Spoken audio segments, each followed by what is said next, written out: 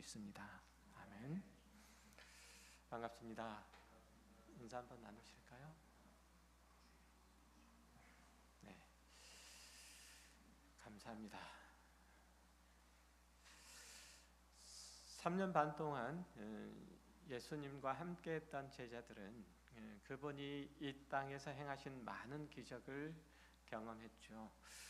귀신 들린 자를 고치시는 것과 오병이어로 5천 명을 먹이시는 일, 그리고 풍랑이는 갈릴리 바다를 잠잠케 하시는 일, 중풍병자를 고치시는 일, 12의 혈루증을 앓는 여인을 다시 세우신 일, 죽은 나사로를 살리신 일들을 경험하고, 그런 일들로 그분이 하나님께서 보내신 메시아이심에 틀림없다라고 확신하게 되었고, 그가 하나님의 나라를 이루실 분이다라고 믿게 되었죠. 많은 사람이 예수님께 와서 배우기를 자청하고 그의 수하에 있기를 부탁할 때는 자기들이 그런 분을 주님으로 모시고 있다는 것을 상당히 자랑스럽게 여겼을 겁니다. 제자들은 예수님께서 보이신 초월적인 능력과 시대를 꿰뚫는 해완과 그리고 해박한 율법 지식을 경험하면서 그가 로마의 포갑을 끊어내시고, 그리고 민족적인 혈통성을 확보받지 못한 이 왕조를 무너뜨리고 이 불편부당한 세상을 고치시고 하나님의 나라를 이 땅 가운데 활짝 여실 분으로 이해했던 거죠. 그들은 예수님께서 하나님의 나라를 별도로 만드실 거다라고 생각하지는 못했고, 지금 있는 권력과 제도와 그리고 환경을 획기적으로 개혁함으로써 이 땅에 하나님의 나라를, 새로운 다윗의 왕조를 건설할 거다라고 그렇게 생각을 했던 거죠. 이런 생각은 제자들만 가지고 있었던 것이 아니라 당시 모든 유대인들의 공통적인 바람이었고 의식이었어요. 그래서 누가복음 17장에서 예수님을 찾아온 유대인들이 이런 질문을 하는 것을 볼 수가 있습니다. 20절에 보면 바리새인들이 하나님의 나라가 어느 때에 임하니까 묻거늘 예수께서 대답하시되 이르시되 하나님의 나라는 볼 수 있게 임하는 것이 아니요 또 여기 있다 저기 있다고도 못하리니 하나님의 나라는 너희 안에 있느니라. 유대인들은 자기네 조상 아브라함과 다윗으로 이어지는 이스라엘이 하나님께서 세우신 그 나라이고, 자기 조상들이 하나님의 언약을 어김으로써 그 나라를 잠시 잃어버리기는 했지만, 그들이 율법과 언약에 성실하기만 한다면 다시금 하나님께서 그 나라를 그 왕조 가운데 세우실 것이다, 다시 회복해 하실 것이다 라고 그렇게 믿었던 거죠. 다시 말하면 유대인들에게 하나님의 나라는 그들이 살고 있는 가나안 땅, 그 땅에 임하는 것이고, 그것은 그들이 옛 다윗의 왕조의 영토와 자주권을 회복하는 것, 그렇게 여겼던 거죠. 이제 하나님께서 메시아이신 예수를 통해서 당신의 영광과 권능을 나타내시고 모든 불의한 자와 죄인들을 심판하시고 그 언약에 신실한 자들을 반대로 불러 높이 세우셔서 그들에게 상을 주심으로써 하나님의 나라로서의 그 면모를 갖추게 하실 것이다, 회복하실 것이다 라고 이해했던 거죠. 이사야서가 묘사하고 있는 하나님의 나라의 회복, 즉 이리가 어린 양과 함께 살고 표범과 어린 염소가 함께 묵고 송아지와 어린 사자가 살찜 짐승이 어린아이와 함께 돌봄을 받는 그런 나라가 역사적으로 이 땅에 임할 거라 그렇게 믿었던 거예요. 그런 유대인들의 바람을 저버리고 예수님께서 아버지께로 가신다고 말씀하시자 제자들은 당연히 근심할 수밖에 없죠. 불안할 수밖에 없어요. 그런 반응들, 그 질문들이 요한복음 14장 전체를 메꾸고 있습니다. 이제 예수님께서 메시아 운동이 절정에 다다랐는데 종려나무를 흔들면서 호산나 다윗의 자손이여 찬송하리로다 주의 이름으로 오시는 이여 라고 외치는 이 유대인들의 이 함성들과 함께, 그들과 함께 예루살렘에 입성해서 썩어 빠진 구체제를 무너뜨리고 곤자에 앉으셔서 이스라엘 통치하셔야 되는데, 그런 일만 남았는데 느닷없이 예수님께서 아버지께 가셔야 된다고 하니까 제자들의 입장에서는 놀랍고 또 불안하고 또 허탈해할 수밖에 없었던 거죠. 설마 예수님께서 잠깐 그런 말씀들, 그런 뉘앙스를 비추시기는 했지만 그 일들이 실제로 일어날까라고 했는데 실제로 일어났고, 예수님이 대제사장의 화석들에게 맥없이 붙잡혀 끌려가자 제자들은 자신들의 믿음들을 다 잃어버리고 흩어지고 말았죠. 이들은 메시아와 그가 가지고 온 하나님의 나라에 대해서 그들이 오해한 가장 중요한 부분이 바로 이 부분이에요. 하나님의 나라가 어떻게 도래하는지, 메시아가 오셨음에도 이 땅은 왜 그대로 존속해야 하는지, 성도가 구원을 얻고도 왜 이 세상에 그대로 살아가는지 몰랐기 때문에 생긴 문제예요. 하나님이 땅과 하늘을 지으실 때 그 모습은 실로 아름다웠고 인간이 살기에도 훌륭한 동산이었죠. 그러나 아담과 그의 아내가 하나님과 맺은 언약을 어기고 타락하자 모든 피조 세계는 저주를 받게 됐죠. 땅은 황폐하고 거기에 사는 모든 생물도 인간의 관리 영역 가운데서 벗어나기 시작을 했습니다. 푸른 들은 사막으로 바뀌고 동산에는 가시덩굴과 엉겅퀴가 자람으로써 애써 경작한 것들을 충분히 수확하지 못하게 했고, 먹을거리가 충분하지 못한 이 동물들은 자기보다 작은 것들을 잡아먹기 시작했죠. 인간은 그 척박한 땅에라도 애써 씨를 뿌리고 가꾸어야 먹을 수 있는 그런 신세가 되어버린 거예요. 그런 의미에서 이제 땅은 하나님의 나라가 아니라 범죄한 자들이 살아가는 귀양지와 같은 곳이 되어버린 거예요. 우리가 사는 이 땅은 인간이 죄를 지어서 황폐하게 된 귀향지와 같은 곳일 뿐 천국도 영원한 번향도 아니에요. 다만 하나님이 그 지으신 인간을 지극히 사랑하셔서 죄를 지으셨음에도 회개하고 회복할 시간과 공간으로 이 땅을 주셨을 뿐이에요. 하나님은 인간을 귀양 보내시기는 하셨지만 그가 자기 죄를 깨닫고 돌이켜서 하나님의 통치 아래로 오면 그는 하나님의 나라의 백성으로서의 신분을 회복하게 되고 그 영광을 누리게 되죠. 그의 몸은 비록 죽어서 잠시 쉴지라도 그의 영혼은 하늘 보좌 앞으로 가고 장차 주님 오실 때에 그의 몸도 부활해서 다시 오실 주님을 맞을 거예요. 믿으십니까? 그러나 하나님의 구원 사역이 이로써 이것들로 모두 종결된 것은 아니에요. 예수의 은혜로 구원받은 이들이 하나님의 자녀가 되기는 했지만 그 자녀로서의 성장의 과정은 여전히 남아있고 그 나라 사람의 자격과 수준을 갖추도록 훈련의 시간은 여전히 우리의 인생 가운데서 보내야 하는 거예요. 그 훈련의 시간 동안 우리는 하나님의 자녀로서 환골탈태하는 힘든 과정을 겪는 한편 지금도 하나님께서 불쌍히 여기시고 구원하시려는 이 세상의 죽은 영혼을 위해서 하나님의 생명과 진리를 나누어 주는, 하나님의 사랑과 은혜를 베풀어 주는 증인으로서의 그 역할을 감당해야 되는 거예요. 그것이 우리가 이 귀양지와 같은 이 세상에 남아있는 두 가지의 궁극적인 이유예요. 그러나 우리가 바라고 요구하는 것, 우리가 현실적으로 바라고 요구하는 것들은 이 하나님의 목적과는 사뭇 다른 것처럼 보이죠. 우리는 우리가 사는 이 땅의 환경과 조건이 개선되기를 바라고 우리가 겪는 모든 일들이 다 행복하고 다 복되고 그리고 다 잘 되어야 한다라는 이런 갈증 혹은 강박 같은 것들이 있어서 자신의 모든 것들을 다 동원해서 그렇게 만들려고 합니다. 기독교 신앙, 우리가 가지고 있는 신앙이라도 이용해서 자꾸만 그것을 확보하려고 애를 쓰죠. 예수를 믿고 하나님의 자녀가 되었으니까 사는 형편이 넉넉해지고 겪는 일들이 다 성공적이고 만나는 모든 사람들이 다 나에게 호의적이 되어야 한다는 그런 의식이에요.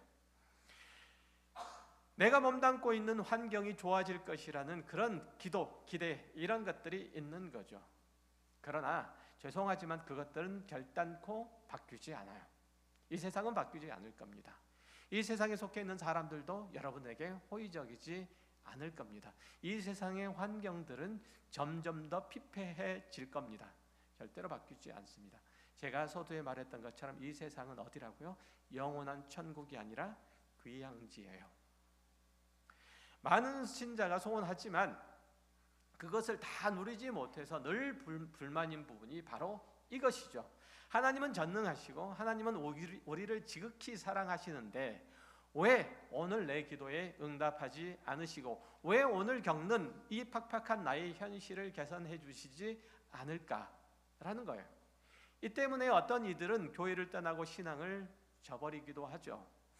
예수님이 아버지께로 돌아가셔서 거처를 마련하시고 다시 오겠다고는 말씀을 하시는데도 그 의미를 모르고 그가 가셔야만 한다는 사실에만 이 마음이 꽂혀서 이 불안한 마음에 떠는 제자들의 모습과 똑같은 거예요. 앞절에서 베드로와 요한과 다른 제자들이 했던 그 질문들에 대한 그런 불안한 감정들이 그대로 우리에게도 똑같이 녹아 있는 거죠. 또한 도마는 요한복음 14장 5절에서 이렇게 질문을 해요. 도마가 이르되 주여 주께서 어디로 가시는지 우리가 알지 못하거늘 그 길을 어찌 알겠사옵나이까. 예수님이 가시는 길이 너무나 신비하고 놀랍고 예측하기 어려워서 이해하지 못하겠다는 그런 뜻이 아니에요. 하나님의 나라가 도래하는 방식이 자기들이 기대하는 것과는 달라서 도저히 받아들이기가 힘들겠다는 얘기예요. 그래서 8절에서 빌립이 이렇게 요청하죠. 빌립이 이르되 주여 아버지를 우리에게 보여주옵소서 그리하면 족하겠나이다 라고 얘기를 해요. 마치 시내산에서 모세에게 그리고 이스라엘 백성들에게 나타나셨던 그 하나님의 현현들이 자기에게도 임했으면 좋겠다는 거예요. 이 빌립의 요청은 단순히 호기심이나 간절한 신앙의 바람이 아니었어요. 전능하신 하나님께서 이루시는 그 나라의 영광과 그 위엄을 보여달라는 거예요. 그래야만 자신들이 남겨진다고 하더라도 안심할 수 있겠다는 거예요. 하나님께서 능력의 하나님이신 것을 보여달라는 거예요. 예수 그리스도께서 참으로 메시아인 것을, 자기네 방식의 메시아인 것을 보여달라는 거예요. 이런 요구는 다른 제자 유다에게서도 똑같이 나와요. 가룟 유다가 아니고요. 요한복음 14장 22절을 볼게요. 가룟 아닌 유다가 이르되 주여 어찌하여 자기를 우리에게는 나타내시고 세상에는 아니하려 하시나이까. 이제 요한복음 14장에 나타난 제자들의 요청이 아주 분명해졌죠. 왜? 주님께서 지니신 지혜와 권능과 영광을 세상의 방식으로는 풀어내지 않습니까? 세상의 방식으로 세상에 나타내지는 않습니까? 왜 하나님께서는 그 나라를 이 역사 가운데 펼쳐내지는 않으십니까? 왜 우리에게 세상 방식의 권세와 그 지위를 허락하시지 않습니까? 이런 의미인 거예요. 이에 대해서 주님의 답변이 이거였잖아요. 내가 아버지께 가는 것이 유익하다. 그렇다고 내가 너희를 홀로 두지는 않는다. 왜냐하면 너희를 위하여 보혜사가 올 것이기 때문이다. 그가 오면 내가 너희에게 한 말이 생각날 것이고 그 말들이 이해될 것이며 그 말을 따라서 살아갈 능력이 너희 가운데 부어질 거다라고 약속하시죠. 과연 보혜사가 그들 가운데 임하자 그들은 예수님이 어떤 분이시, 어떤 메시아인지 그 성격을 아주 정확하고 분명하게 이해하고 납득하고 그들의 믿음 가운데서 받아들일 수 있었던 것이죠. 예수님께서 제자들에게 주시고자 하는 것은 이 세상의 물질이나 명예나 권력이나 이익이나 이런 것들이 아니라 하나님과의 관계의 회복이고 그 자녀로서 아버지를 사랑하시는 것이고 그와 하나됨을 주시고자 하는 거예요. 아버지와 아들이 하나 된 것처럼 아들과 우리가 하나 되고 그래서 아버지와 우리가 하나 하도록 하시기 위해서 예수 그리스도께서는 이 땅에 오셨고 기꺼이 자기의 목숨까지도 내어주셨던 거예요. 주님은 하나님과 우리와 화목케 하고 연합케 하고 교제케 하려고 이 세상에 오셨고 십자가에 달려 죽으셨어요. 요한복음 14장 27절 이하에도 이렇게 말하고 있어요. 평안을 너희에게 끼치노니 곧 나의 평안을 너희에게 주노라. 내가 너희에게 주는 것은 세상이 주는 것과 같지 아니하니라. 너희는 마음에 근심하지도 말고 두려워하지도 말라. 내가 갔다가 너희에게로 온다 하는 말을 너희가 들었나니 나를 사랑하였더라면 내가 아버지께로 감을 기뻐하였으리라. 아버지는 나보다 크심이라. 주님께서 우리에게 주시는 평안과 안심, 이것은 세상이 우리들에게 주는 것과 같지 않다는 거예요. 물질도 아니고 권력도 아니고 명예도 아니고 건강도 아니고 지위도 아니라는 거예요. 그것들이 주는 평안은 진짜도 아닐 뿐더러 영원하지도 못하다는 거예요. 그것들은 우리가 하나님으로부터 오히려 멀어지게 하고 우리의 사이를 서운하게 해서, 서로의 사이를, 하나님과 우리 사이를 서운하게 해서 하나님 없이 살 수 있다는 헛된 망상을 품기 때문에 그것을 하나님께서 우리들에게 주시지 않는 거예요. 싫어서 주시지 않는 것도 아니고, 하나님께서 능력이 없어서 주시지 않는 것도 아니고, 주기 싫어서 주지 않는 것도 아니에요.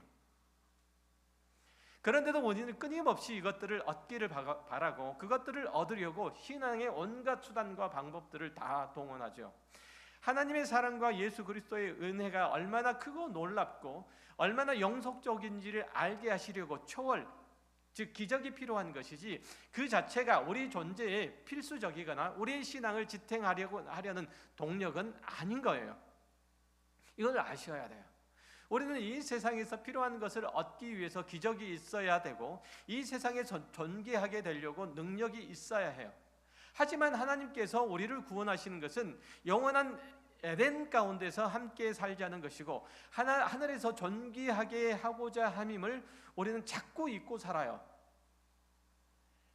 만약에 예수 그리스도께서 우리들에게 주시는 것이 이 세상의 권력이었다라면, 이 세상의 부함이었다라면 예수님께서는 친히 부하게 되셨을 거예요. 친히 이 세상의 왕이 되셨을 거예요. 그러나 그러지 않으셨잖아요. 우리가 잘못 생각하고 잘못 기대한 것인데도 하나님이 나에게 땅에 있는 자원들을 안 주신다라고 투덜거리고 불신하고 신앙의 열심을 내지 않는 거예요. 하나님의 말씀을 따라서 자기의 삶을 정돈하고 신앙을 바로 세우려고 하는 것이 아니라 자꾸만 자신의 헛된 욕심을 쫓으려고 성경의 약속들을 가져다가 쓸 뿐이죠. 하나님 이렇게 해주신다고 그랬잖아요. 왜 안 해주세요? 따지고 덤벼요. 그리고 안 되면 나 비틀어질 테야. 성도의 삶은 이 세상에서 승리하느냐, 얼마나 인정받느냐, 얼마나 누리고 사느냐가 아니에요. 보이는 것이 아니라 보이지 않는 더 큰 세계가 있음을 아는 자예요. 그리고 그렇게 믿는 자잖아요. 그렇게 살아가는 자들이에요. 세상은 몰라요. 이 보이지 않는 세계가 있다는 건 세상은 절대 몰라요. 그래서 우리가 그 보이지 않는 세계를 살아감으로써 세상에게 보이지 않는 세계가 있음을 우리가 드러내줘야 돼요. 중요한 것은 보이는 현상, 열매가 아니라 보이지 않는 원인, 그 열매인 거예요. 지금 세상을 장악하고 있는 것은 죄와 사망이지 의와 거룩과 영혼과 생명이 아니잖아요. 왜냐하면 이 세상은 귀향지일 뿐이지 영원한 본향이 아니고 천사들이 사는 곳이 아니라 사탄이 왕노릇하는 곳이잖아요. 성도는 이 세상에서 참으로 선하고 영원한 것들을 보지 못해요. 하나님은 이 세상을 회복할 마음이 전혀 없으세요. 베드로후서 3장 12절 이하에서 뭐라고 말씀하시죠? 하나님의 날이 임하기를 바라보고 간절히 사모하라. 그 날에 하늘이 불타 엎어지고 물질이 뜨거운 불에 녹아지려니와 우리는 그 약속대로 의가 있는 곳인 새 하늘과 새 땅을 바라보도다. 새 하늘과 새 땅이에요. 우리가 살 곳은 지금 이 땅이 아니에요. 이 땅에서 철옹성을 지을 생각을 하지 마세요. 강남에 120평 아파트를 가지고 있다고 한들 그곳에서 영원히 살 것 아니잖아요. 성도가 애써 바라고 잠시라도 거기서 살고 싶다고요?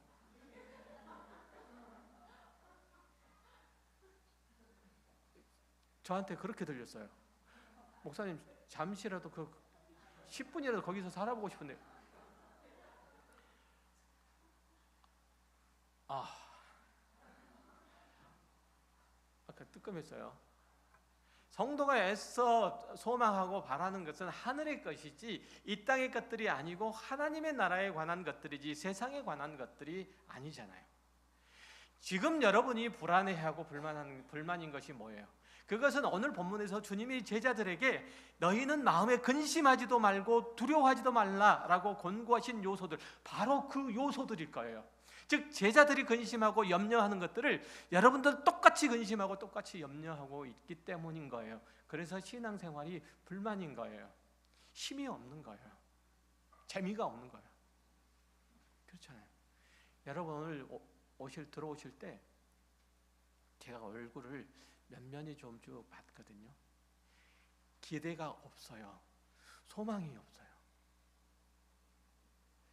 거의 그 도살장에 끌려갔는데 이제 진을 다 써가지고 더 이상 쓸 진이 없어가지고 질질 끌려온 자포자기하는 그 모습을 딱 여기에 거의 대부분이 앉아 있어요. 딱 두 분만 빼고 그 두 분을 여러분 각자라고 생각하시면 돼요. 그렇게 생각하시면 돼요.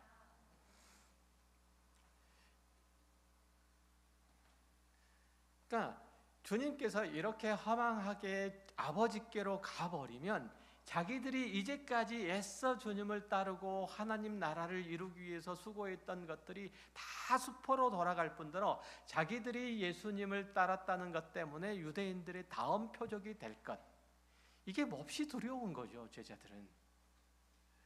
오늘의 기독교인들의 형편들도 거의 같아요. 신앙의 열심, 헌신을 빌문으로 현실적인 보상을 바랬지만 그것이 안 채워진 실망감이나 아니면 기독교인으로 사는 것이 사람들에게 대접받지 못함이 못내 아쉽죠.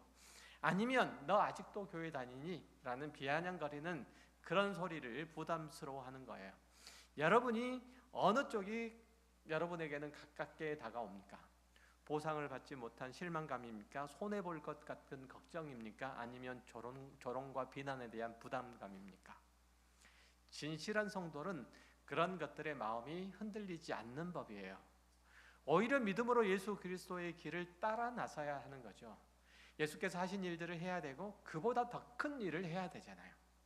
주님께서 이 세상을 사시는 동안에 자신을 드러내고 증명하는 데 시간과 열정을 쏟으시지 않았어요.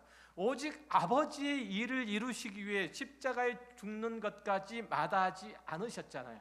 그 길들을 쭉 가셨단 말이죠. 예수께서 고난의 잔을 두고 아버지야 만일 할만하시거든 이 잔을 내게서 지나가게 하옵소서. 그러나 나의 원대로 하지 마옵시고 아버지의 원대로 해 주십시오라고 그렇게 기도하시잖아요. 결국은 고난의 잔을 내게서 좀 옮겨주십시오. 지나가도록 해주십시오. 그러나 그마저도 아버지의 뜻입니다. 죽음마저도. 이게 예수님께서 가지고 계시는, 아버지께 대하여 세상에 대하여 가지고 계시는 그 마음이셨던 거예요. 세상의 시각으로 보면 얼마나 초라하고 얼마나 무기력해 보여요. 우리는 어떤가요? 그리스도인으로서 이 세상을 사는 것이 유리한가요? 자랑할 만한가요? 아니면은 뭐 놀랍고 화려한가요? 아니잖아요. 예수님께서 우리를 위하여 십자가에 달려 죽으셨는데 여러분은 무엇을 원하고 무엇을 소망하고 어떤 모습이시기를 원하세요? 어떤 모습이기를 원하세요? 세상 가운데서 말이에요. 어떤 모습이시기를 원하세요? 승승장구하고 그리고 이름이 만천하에 놀랍도록 널리 퍼지고 뭐 이렇게 되시기를 원하세요? 여러분의 성공과 실패의 기준은 뭐예요? 이 세상에서 많이 갖고 큰소리치고 헛된 영향력을 행사하는 데 있다면, 그런 욕심을 채우지 못해서 슬프고 좌절하고 몸부림친다면 그건 신실한 성도가 아니죠. 그러나 우리는 아무렇지도 않게 세상의 영광을 추구하고 세상의 재물을 얻으려고 신앙마저도 하나님마저도 이용하려고 하고 이 세상에서 볼품없는 사람을 업신여기는, 이 세상에 쩌들어 있는 이 세상 가치와 그 질서 가운데 꽉 매여 있는 사람으로 그렇게 있지는 않은지 좀 살펴봐야 돼요. 누군가가 교회에 오면 일단 머리부터 발끝까지 쫙 스캔한 다음에 넌 얼마짜리 이렇게 견적을 내는 분들이 있어요. 물론 우리 교회는 없을 거라고 생각을 해요. 혹시 여러분 그런 경험을 하신 적이 없으세요? 저는 그런 경험을 당한 적이 있어요. 최근에 한 권사님으로부터 머리끝에서부터 발끝까지 쭉 스캔하는 걸 봤어요. 제 머리부터 발끝까지 쭉 스캔. 정말 몸서리 쳐지는 거 아세요? 그거 당해보세요. 정말 몸서리 쳐져요. 돈이 있어 보이고 많이 배운 것 같고 교양이 있어 보이는 사람은 상석에 앉히고 그렇지 못한 사람을 말석에 앉히는 것은 하나님의 나라를 살아가는 자의 사고방식과 그의 삶의 태도가 아니죠. 하나님의 나라는 거꾸로 되어 있잖아요. 목사들도 마찬가지예요. 헌금을 많이 하고 일 열심히 하는 성도는 한 주일만 안 나오면 걱정이 되고 그렇지 못한 성도는 오든지 말든지 신경도 쓰이지 않는 것은 참된 목자가 아닌 거죠. 사꾼일 뿐이에요. 성도들의 영적 상태가 어떠한지 전혀 신경이 안 쓰이지만 헌금 안 하고 교회 일 안 하는 성도는 미워 죽겠는 목사는 그냥 사기꾼이에요. 성도들이 영원한 하나님의 나라를 소망하고 이 땅에 임한 하나님의 나라를 자기의 삶 속에서 누려보겠다는 열망이 없는 것에 축 처져가지고 그렇게 축 처져가 다니는 것에 대해서 전혀 위기의식을 못 느끼면서 성도들이 자기 편이 되어서 자기 뜻대로 움직이지 않는 것에 대해서는 성질을 내는 목사는 사탄이 광명한 천사를 위장해서 교회를 이끌고 있는 것과 똑같아요. 그저 좋은 게 좋은 거라고 강단에서는 성도들의 엉덩이를 토닥거리는 소리나 하고 성도들은 그 소리에 좋아서 헐떡거리는 그래서 간쓸게 다 빼주는 것은 피차 망하는 길로 가는 길이에요. 성도는 하나님의 나라가 자기의 삶에 임하기를 기도하는 자예요. 성도는 자기 이름을 위하여 기도하는 자가 아니라 예수의 이름으로 기도하는 자예요. 주님의 뜻이 자기의 삶에 이루어지지 않아서 몸부림치며 밤새워 기도하는 자가 참된 그리스도인인 거예요. 그런데 교회 안에서 그리스도의 이름으로 기도하는 자가 없죠. 각자 개인의 억울함 외에는 없고 개인의 불쌍함 외에는 없고 개인의 욕심을 채우는 것 외에는 없어요. 그것을 위한 기도는 밤새워서라도 할 수 있을지 몰라도 내 삶 가운데 예수의 이름이 하나님의 나라가 내 삶 가운데 이루어지지 못하는 것을 통분히 여기는 것들은 없단 말이죠. 혹시 교회를 위한 것들이 있다고 할지라도 봉사이고 구제이고 윤리이고 양적인 부흥일 수는 있어도 하나님의 통치가 교회의 왕성함으로써 영적으로 하나님의 성품으로 우리 각자가 부여해주고 우리 공동체가 주의 이름으로 하나가 되고 서로를 사랑하되 자기 자신처럼 사랑하고 온전해지기를 바라는 마음들은 그런 것들은 없잖아요. 예수께서 가르치신 대로 살고자 원수를 사랑하는 마음을 갖지 못해서 가슴을 치고 자기의 완고함과 완악함을 고쳐달라고 부르짖는 이 부르짖음들은 없잖아요.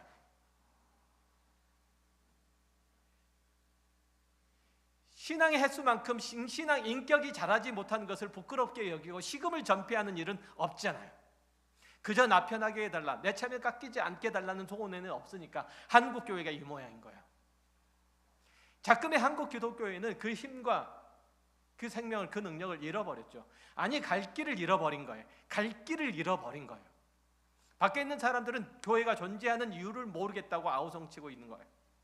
옆에 있는 사람을 생각할 틈이 어디 있어요? 우리 각자를 봐야지. 우리 각자는 나만 잘하면 돼, 이 생각을 꼭 가슴에 새겨야 돼요. 여기에 난 괜찮은데 제가 문제야. 그렇지 않아요. 너나 잘하세요. 너나 잘하세요. 교회의 다른 지체의 어려움이나 아픔이나 죄악은 바로 자기 자신의 것인 줄 아세요. 제발요. 왜 나는 문제가 없는데 왜 저 사람이 문제라고 생각하십니까?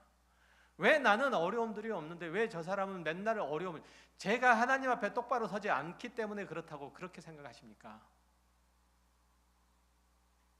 쟤는 왜 맨날 어리석어서 왜 신앙의 그 걸림돌을 계속 넘어지기를 반복하는 거예요? 왜 그렇게 비난만 하고 계세요?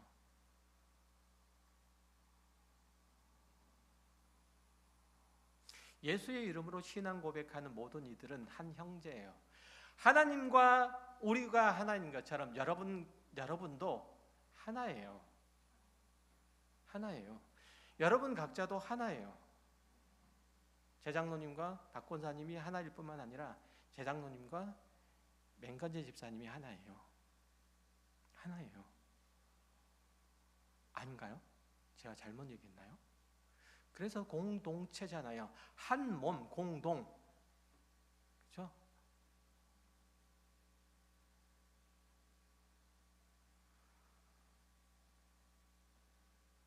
이렇게 건신하고 자기를 신앙을 돌아보고 영적으로 각성하고 진리와 생명과 내세를 소망하는 삶을 살게 하시려고 예수님께서는 보혜사를 약속하셨잖아요. 보혜사가 이 땅 가운데 오셨잖아요. 성령이 오셨네요. 펄펄펄펄 뛰기만 하시렵니까? 그런 거 많이 보셨죠? 춤추고 날치는 거, 펄펄 뛰는 거. 그게 도대체 뭐예요, 도대체? 성령이 오셔서 뭘 하시는 거 도대체? 우리들에게 K-팝 춤을 가르쳐 주십니까? 성령이 오셔가지고? 아니면 관광버스 춤을 가르쳐 주십니까?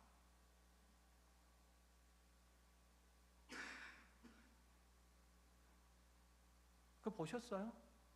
성령 받았네 하면서 관광버스 추시는 거 보셨어요? 성령이 오셔서 관광버스 춤 가르쳐 주십니까?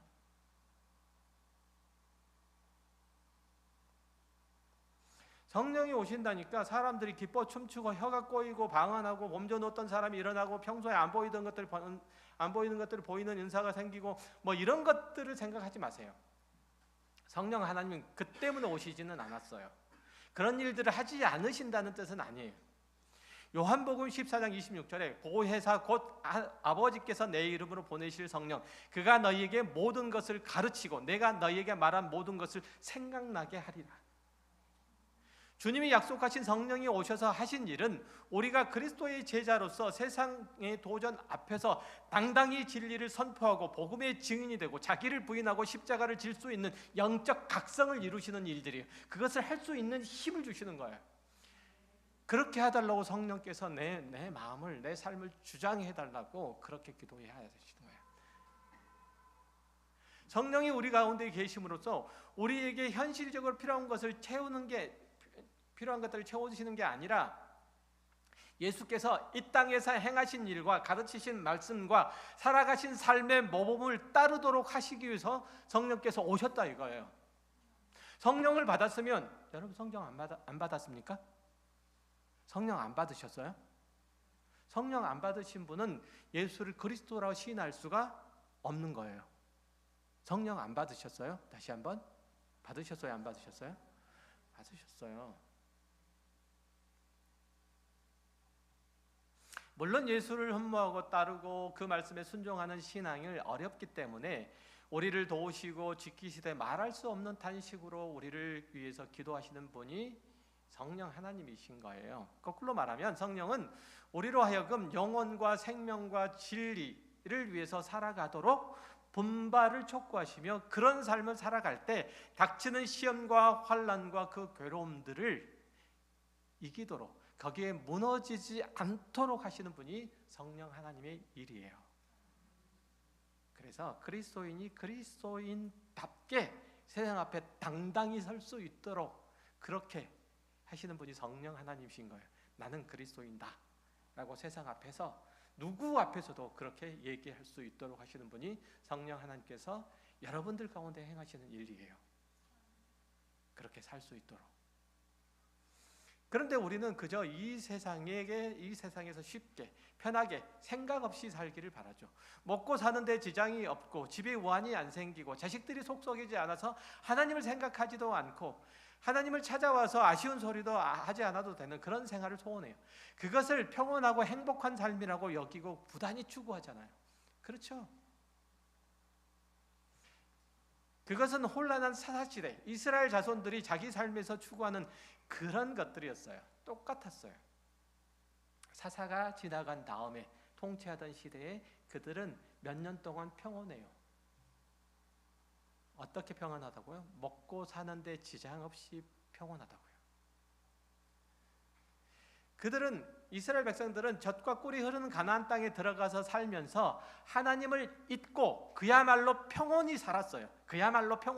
하나님을 잊고 그 백성된 정체성을 버리고 살았어요. 그들은 짓지 않는 집에서 다리 뻗고 자고 그들이 파지 않는 우물에서 물을 마시고 심지 않은 포도원과 감람나무의 열매를 따서 배불리 먹고 편안하게 살자 아무런 소원이 없게 됐어요. 하나님을 기억하지도 않고 부르지도 않았어요. 이게 평온이에요. 여러분 이런 행복, 이런 평안을 구하십니까? 그렇습니까? 그러면 좋겠습니까? 그거는 하나님께 저는 하나님의 자녀가 아니고 짐승처럼 살게 해주세요라는 얘기랑 똑같아요. 저는 여러분이 영적으로 쇠약해 가는 것이 싫습니다. 아주 몸소리 쳐질 만큼 싫습니다. 비록 육체적으로 고달프고 힘들고 어려워도 영적으로 각성하고 하나님의 거룩을 도모하고 예수 그리스도의 십자가를 묵상하고 그 뒤를 따르고 성령의 인도하심을 따라서 말씀에 순종하는 삶을 사는 게 낫지, 세상에서 편해서 하나님을 뒷방 늙은이로 취급하는 것은 견딜 수가 없어요. 물론 영적으로 깨어 있어서 하나님 앞에서 신실하고 충성스럽게 살고 육체적으로 편안하게 살면 그거야말로 좋은 일들이죠. 그러나 그게 가능합니까? 저는 이에 대해서 회의적이에요. 삶이 편안한데 예수를 잘 믿는 사람 100에 하나 있을까요? 여러분의 신앙생활이 진실하고 간절합니까? 아니면 거짓되고 나태하고 무력합니까? 무엇 때문에 그런가요? 여러분이 가신 자신감은 혹은 불안감은 어디서 나온 거죠? 그것을 물어보세요. 여러분의 아쉬움과 불만과 나태와 무력이 세상의 것들 때문에 생긴 것이라면 빨리 돌이키셔야 돼요. 여러분의 자신감 혹은 아우성이 세상의 것 때문이라면 역시 그것도 고쳐야 돼요. 여러분은 하나님과 더 가까워져야 하는데 그렇지 못하기 때문에 절망하고 아쉬워하고 목말라 해야 돼요. 나는 왜 이토록 부패하고 연약하고 게으르고 완악한가? 그것 때문에 좌절하고 슬퍼하셔야 돼요. 그 반대로 여러분이 평안함과 기쁨 가운데 부요함 가운데 있다면 그럼에도 불구하고 나를 사랑하셔서 그 거룩으로 진리로 생명으로 의로움으로 초대하시는 하나님의 부르심에 응답하는 삶을 사셔야 돼요. 내가 평안하기 때문에, 내가 만족스럽기 때문에, 내가 기쁘기 때문에, 내가 행복하기 때문에 하나님을 더욱 기억하라 이거예요. 그러셔야 돼요. 여러분의 평안함, 여러분의 넉넉함, 여러분의 여유로움 이거 다 갖다 버리라는 말씀이 아니에요. 버리라는 말씀 아니잖아요. 버리라는 얘기가 아니고 그럴 때 하나님을 기억하라는 얘기예요. 신명기의 말씀이 그거잖아요. 너희들이 그럴 때 하나님을 잊을까 나 여호와를 잊을까. 그래 두려우니 그럴 때 나 여호와를 기억하라. 그게 본질이니까. 그게 고갱이잖아요. 육체적으로 편안함으로 영적인 침륜에 빠지지 말고 오히려 믿음을 경성케 하시는 성령의 인도하심을 바라고 늘 소망하고, 그래서 하나님의 나라의 백성다운 선한 양심과 거룩한 분노가 여러분의 삶을 각자 하나님의 의 가운데로 이끌고 있어야 한단 말이죠. 로마서 14장 17절 이하에서 이렇게 얘기가 나와요. 하나님의 나라는 먹는 것과 마시는 것이 아니요 오직 성령 안에 있는 의와 평강과 희락이라. 하나님의 나라에 사는 기쁨과 자랑과 영광은 물질의 풍요에 있지 않다는 거예요. 오직 성령 안에서 의와 평강과 희락이라는 거예요. 하나님을 기뻐하는 것이고 하나님을 사랑하는 것이고 그분과의 깊은 교제 가운데 들어가는 거예요. 하나님께서 나에게 해주신 일이 뭐가 있나? 라고 떠올리기 이전의 문제라는 거예요. 이전의 문제. 즉 다시 말하면 내가 가난하냐 내가 부요하냐 이것 이전에 내가 가난하기 때문에 하나님은 나를 덜 사랑하셨나? 나도 역시 마찬가지로 하나님을 덜 신뢰해도 된다? 덜 신앙해도 된다? 그렇지 않다. 이거 이전의 문제라는 거예요. 우리가 하나님을 영원토록 기뻐하고 즐거워해야 되는 이유는 그 지혜와 능력과 사랑으로 나에게 무엇을 해주셨는가 그 이전의 문제라는 거예요. 물론 우리가 하나님을 경험하고 이해하고 믿도록 하시려고 우리를 구원하시고 여러 은혜를 베푸시고 풍성한 사랑들을 보여주신 것이 사실이지만 그것이 아니더라도 그분을 알고 나면 그분으로 인해서 이미 만족해야 하는 거예요. 만족하게 되는 거예요. 우리가 이 세상에 살면서 그분과 마음으로 하나가 되고 그분이 맡기신 일들을 하고 그분과 그분의 영광에 동참하는 것은 우리의 삶에서 가장 기쁨이요 자랑이요 보람이기 때문에 그분께 속하는 거예요. 이 세상의 부요함보다, 이 세상의 영광보다, 이 세상의 주의보다, 이 세상의 명예보다 하나님과 함께 사는 것이 더 복되고 더 가치 있는 일들이기 때문에 그것을 우선하는 거예요. 하나님과 영광된 삶을, 하나님과 온전히 교제하는 삶을 하나님 안에서 사는 사람들이 내가 현실에 살아가는 부요함 때문에, 넉넉함 때문에, 평안함 때문에 이게 잊혀진다면 난 이거 다 버리겠다. 나는 이 세상은 평안함도 버릴 거고 부요함도 버릴 거고 넉넉함도 버리고 명예도 주의도 다 버리겠다. 이게 그리스도인이에요. 사는 게 어려울 때 어떤 이들은 나는 얘 때문에 살아. 얘만 없으면, 사모님 얼굴이 보이시? 얘만 없으면 진작 죽었을 텐데 라고 푸념하는 이들이 있어요. 물론 좋은 비유는 아니지만 우리가 이 세상에 사는 것들이 꼭 그래요. 아이고, 얘 때문에 살지 뭐, 얘 아니어서 내가 벌써 죽었을 거야. 우리는 그런 의미에서 보면 이 세상을 더 살 이유가 없는 사람들이에요. 살아도 주를 위해서 살고 죽어도 주를 위해서 죽는 자들이잖아요. 사나 죽으나 주의 것이다. 그 얘기가 그 얘기잖아요. 지금 우리가 살아있는 것은 이 치열한 경쟁사에 살아남으려고 발버둥 쳤기 때문이 아니고 주께서 오늘 하루를 주셨기 때문에 힘있게 살아내는 거예요. 하나님께서 오늘 부르시면 기쁜 마음으로 가는 거예요. 예수 그리스도께서 오늘 오시기로 하면 아멘, 주 예수여 어서 오시옵소서, 마라나타 외치고 그분이 오시는 길을 환영하는 거예요. 이것이 참 기독신앙이고 우리가 믿는 예수를 믿는 이유인 거예요. 내가 죽으면 밥은 누가 하고 소는 누가 키우나? 그거 들어보셨어요? 개그 콘서트에서 소는 누가 키우냐고. 그런 생각하지 마세요. 밥은 누가 하고 소는 누가 키워? 그건 다 핑계일 뿐이에요. 아직도 하나님을 사랑하거나 만족스럽거나 기쁘지 않다는 거예요. 아직도 하나님 앞에 가기를 달가워하지 않는다는 뜻이에요. 온갖 핑계를 다 대는 거예요. 소 키워야 되는데 나 없으면 염을 줄 사람 없는데. 소 키우는 분 아무도 없지만 제가 그렇게 예를 들어요. 아직도 이 세상에 미련이 많다는 뜻이잖아요. 자식 결혼시켜서 손자도 안아봐야 되겠고, 교회에 그럴싸한 전원주택도 지어서 노후도 지내봐야 되겠고, 여기저기 해외여행 다니면서 맛있는 음식도 먹어보기 전에는 천국에 못 가겠다는 거예요. 교회에 전원주택을 지어서 재밌게 살아보겠다 하시는 분은 우리 권사님께 여쭤보세요. 전원주택 불편해요. 손이 너무 많이 가요. 그죠, 권사님? 손이 너무 많이 가요. 불편해요. 요즘 한국 사회에 부족한 게 얼마나 많아요. 부족한 것이 얼마나 있어요. 4, 5만 원만 주면은요, 옛날에 로마 황제가 그의 신하들을 모아놓고 즐기던 만찬보다 더 훌륭하게 식사를 할 수 있어요. 그렇죠? 새로운 계절이 올 때마다 유행에 맞는 옷을 사 입을 수 있어요.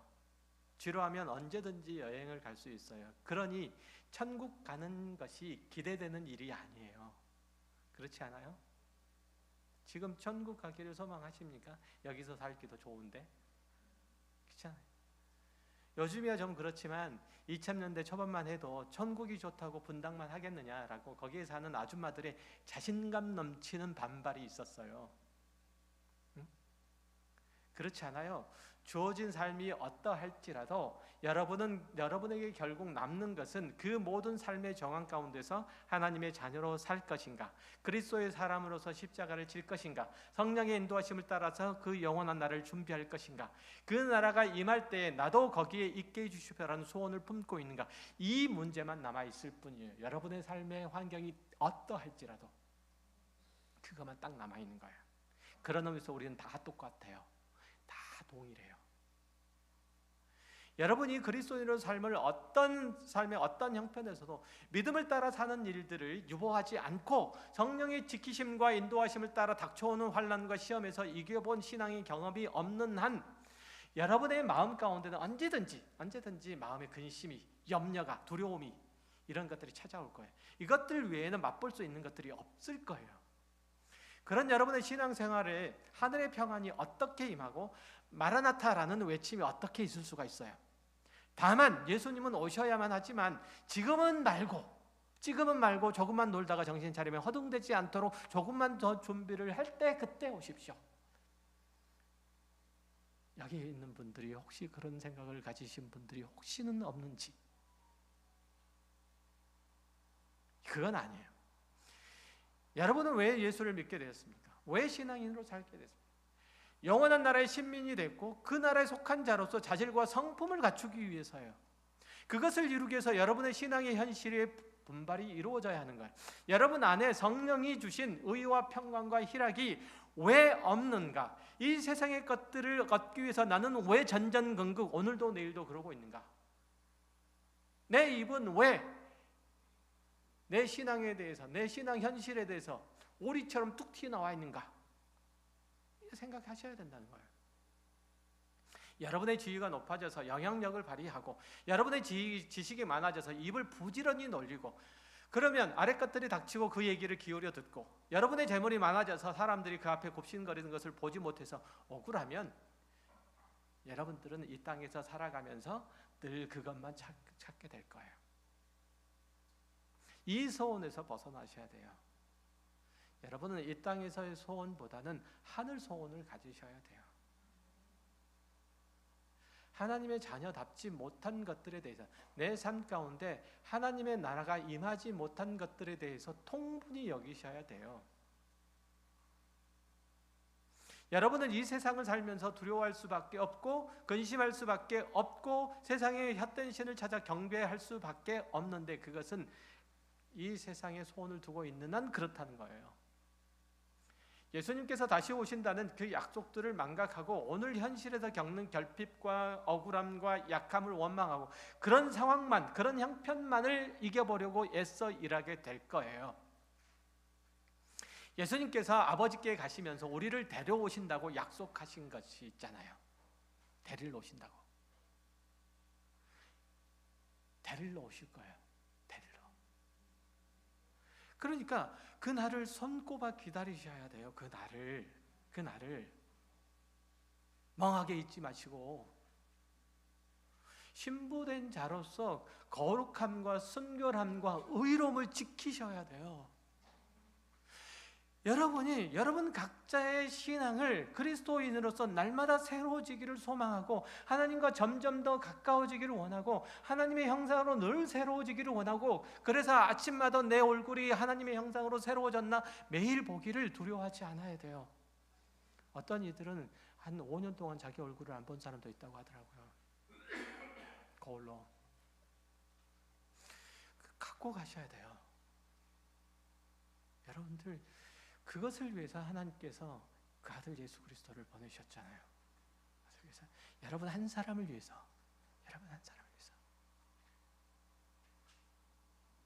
그 소망을 갖고 그 꿈을 갖고 여러분의 인생을 살아갈 때, 삶을 살아갈 때 다른 것들은 보이지 않을 거예요. 다른 어떤 것들이 억울하게 느껴지지 않을 거예요. 다른 어떤 것들이 답답하다고 여겨지지 않을 거예요. 다른 어떤 것들이 짐이라고 여겨지지 않을 거예요.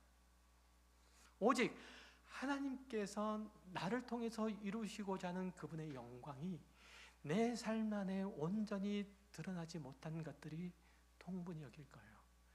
하나님께서는 예수 그리스도를 통해서 당신의 일들을 하시고 예수 그리스도보다 더 큰 일들을 우리를 통해서 하시기를 원하시는데 그래서 여러분 각자를 이 세상에 보내놓으셨는데 왜 그 하나님의 영광은 예수 그리스도에게 그렇게 찬란하게 빛나던 그 영광은 나에게는 비치지 않습니까? 이 마음의 통분히 여김이 우리 각자에게 있어야 되고요. 우리 각자에게. 그렇게 살아간다면 어떻게 널브러질 수 있습니까? 그런 소망을 가지고 그런 소원을 가지고 있으면 어떻게 내가 어제와 똑같은 오늘을 살아갈 수 있습니까? 부디 하나님의 자녀로 살아가시기 바랍니다. 그분의 의를 구하시기 바랍니다. 그분의 거룩을 닮아가시기 바랍니다. 그분의 사랑을 품으시길 바랍니다. 그분의 평강이 여러분의 삶 가운데 나타나기를 소망합니다. 그럴 때 여러분의 삶 가운데 예수 믿는 기쁨과 또 감사와 예수 믿는 보람이 그때서야 비쳐 날 겁니다. 기도하겠습니다.